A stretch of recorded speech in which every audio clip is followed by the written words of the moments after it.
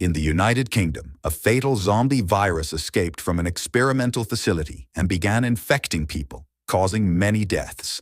Dom and his wife Alice, who has heterochromia, different colored eyes, managed to hide in an isolated house in the countryside along with other survivors, Jeff, Sally, Jacob, and Karen. Alice and Don have 2 children and are relieved because they sent their children on a school trip to Spain, where they are safe. One day, while everyone was eating, they heard loud knocks on the door and a voice calling for help. Don didn't want to let any strangers in, but Alice insisted, saying it sounded like a child asking for help, which made him change his mind. They gave food to the boy, and he told them what happened to him. His parents turned into zombies and are now after him along with many other zombies, and he had to run a long way to reach their house from a nearby town. Karen is distressed because her boyfriend left a few days ago and hasn't returned. She finds a corner of the window to peek outside. That's enough for the zombies to notice and begin an attack. I confess that at this point, I was scared. I wasn't expected. The zombies destroy the window and the wood, blocking it, and grab Karen's arm, biting her without delay. Jacob runs to help her and manages to pull her away, but not before Karen starts turning into a zombie, vomiting blood and resisting Jacob's control. At that moment, Don appears from behind and strikes her head with a blow to finish her off, allowing Jacob to escape. With more zombies approaching, Don decides to stay and hold them off to give the others a chance to escape too. Alice and the boy run through the hallway, but zombies are already breaking other windows. So they run upstairs, and the boy goes so fast that Alice soon loses sight of him. Eof, Sally, and Jacob try to exit through the back door, but zombies are after them too. Jeff holds the door to help the other 2 escape, but the door breaks and he is attacked and quickly killed by zombies. Sally cries, seeing her husband being eaten by zombies, and because she delays while watching, the zombies manage to catch her too. Jacob tries to save Sally, but he doesn't have enough strength. He has to leave her to close an opening and escape through the window while Sally is attacked by zombies. Elsewhere, Don fights against many zombies and manages to make them fall, but he loses his weapon and has to run away. Don hears Alice screaming and goes to her. He tries to make her escape but Alice doesn't want to leave without the boy. Don ends up staying behind while Alice finds the boy hiding, but a zombie appears and blocks their path. Alice calls for help, but Don is too scared. He locks the door and runs away through the window, leaving Alice and the boy alone with the zombies in the house.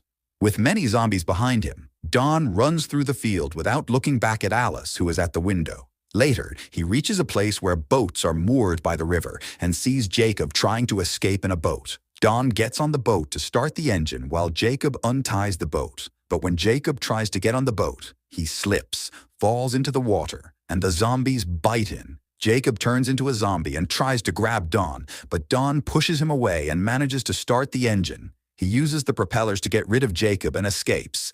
Hey, the movie I'm going to summarize is called 28 Weeks Later. This is one of those zombie apocalypses where the chance of survival is almost zero. The zombies transform instantly, have superhuman strength and speed, and never tire. This is the kind of movie that keeps you tense the whole time. People with heart problems need to be careful because the movie gives many scares. It's a great zombie movie, easily makes the top 10. That's why I invite you to subscribe to the channel, activate the bell, and leave a like to receive the best recaps. 15 days after the zombies appeared, Britain is isolated. On the 28th day, the virus destroys everything in the country. 5 days later, the zombies began to starve, and 11 weeks later, the United States sent NATO soldiers to London to begin the cleanup. 18 weeks later, they finally declared Britain infection-free.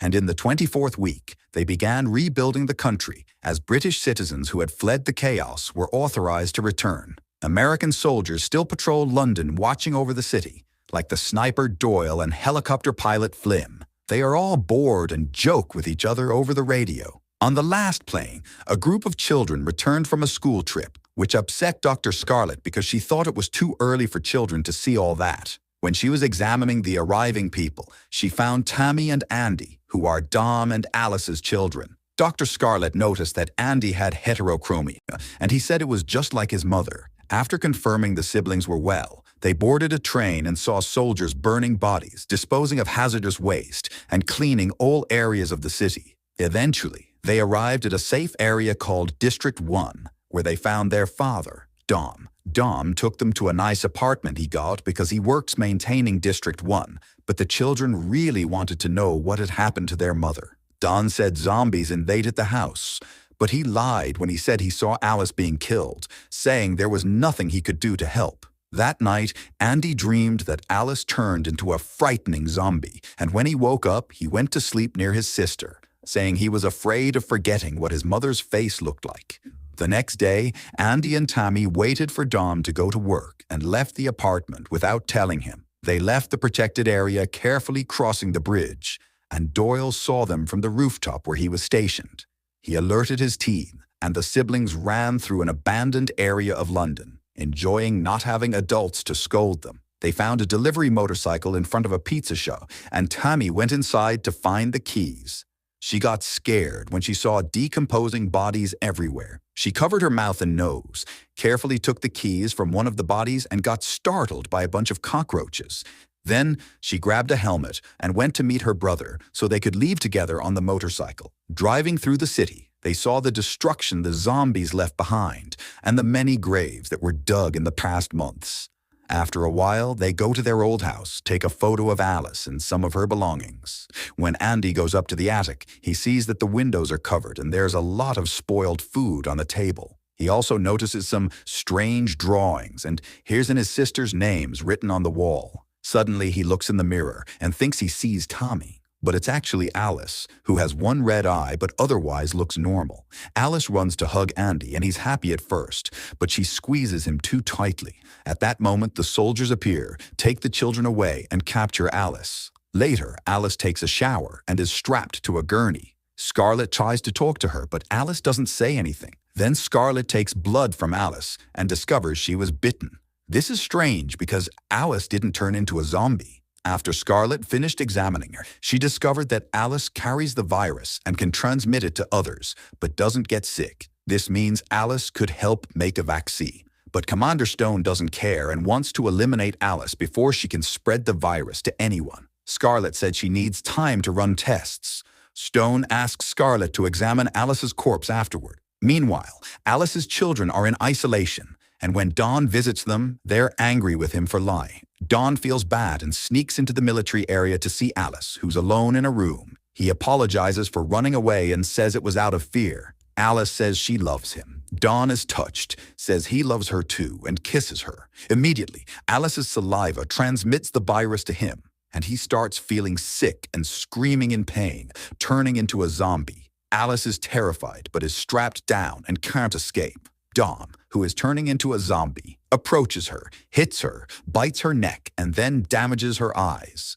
After that, Dom attacked some guards, killed them with bites, and escaped from the hospital to let the virus spread throughout District 1. When the chiefs learned what had happened, they went to a secure location called a bunker and initiated a lockdown called Code Red. Meanwhile, as soldiers in the city were preparing for battle, Tammy and Andy saw their guard pass through the door and then return as a zombie. He tried to break the glass to get them, but suddenly his head exploded because Scarlett shot him. Then she released the children and took them with her, passing by several bodies along the way as they ran. Then they ended up in the middle of a crowd of people desperate to escape. When the soldiers told Scarlett that civilians had to go through another door, she said the children were very important and had to go with her. People were arguing, and in the confusion, Andy got separated from Scarlett and Tammy. He was pushed with other people into a secure garage. Then the soldiers locked everyone inside to keep them safe, right when the power went out everywhere. While waiting,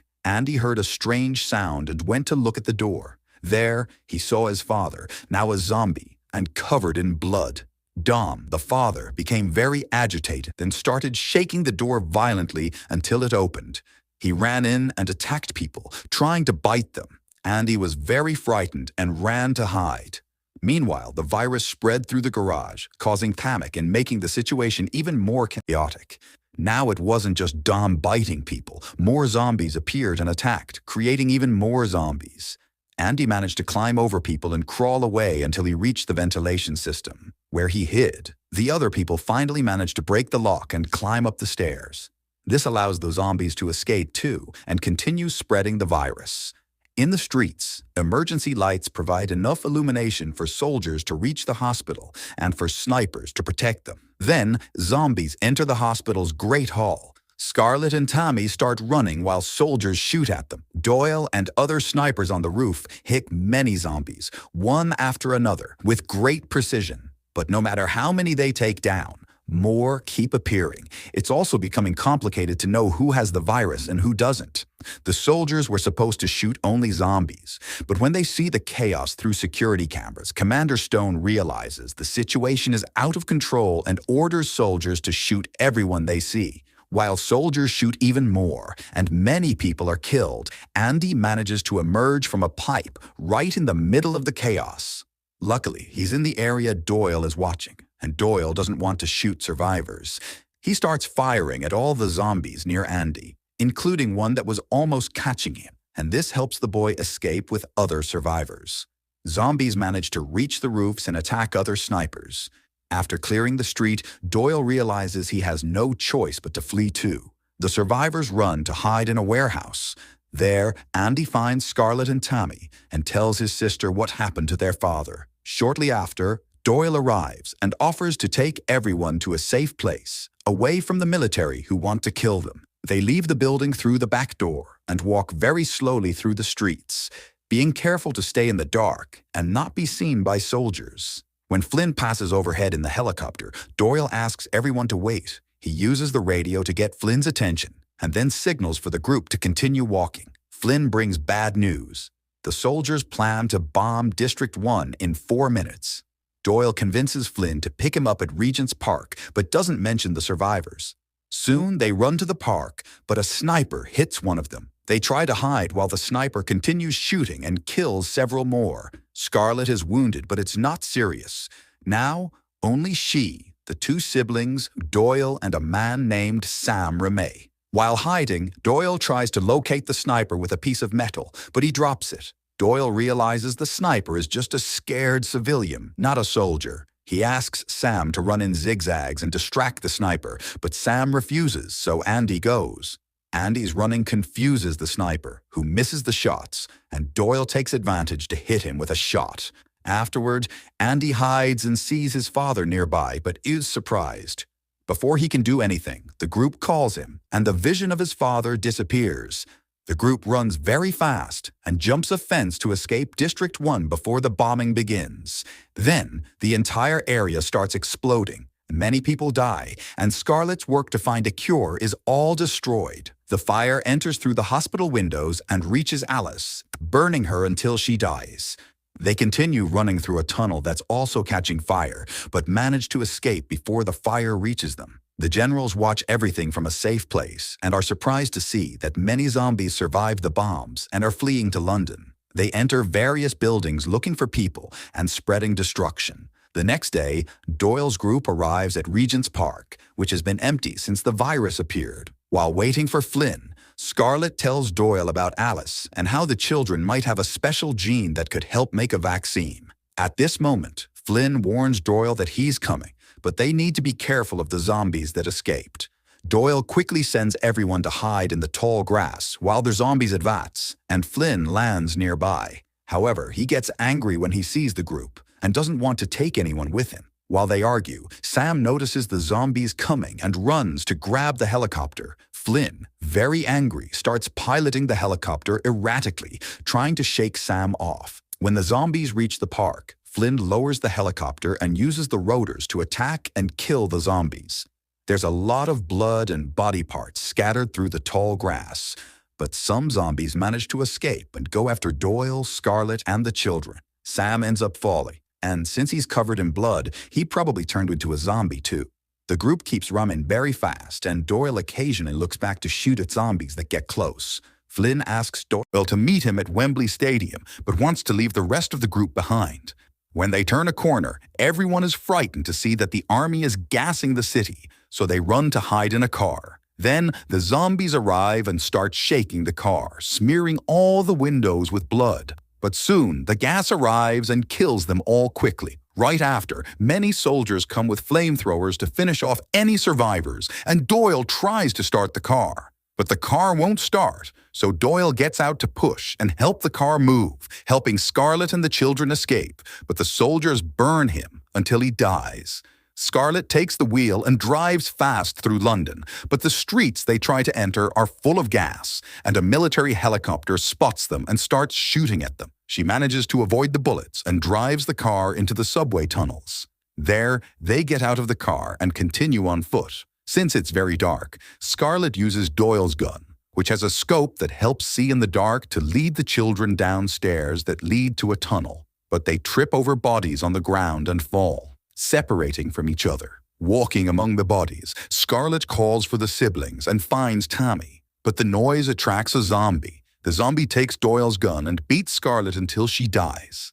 After the zombie leaves, Tammy finds the gun and is very sad to see Scarlett dead. Meanwhile, Andy is in a dark place and is found by the zombie that killed Scarlett. The zombie attacks him and bites his neck. When Tammy arrives, it's already too late. She sees that the zombie is their father, and although hesitating at first, she shoots him and kills him. Tammy, crying, looks at her brother, but Andy runs away because he doesn't want to pass the disease to her.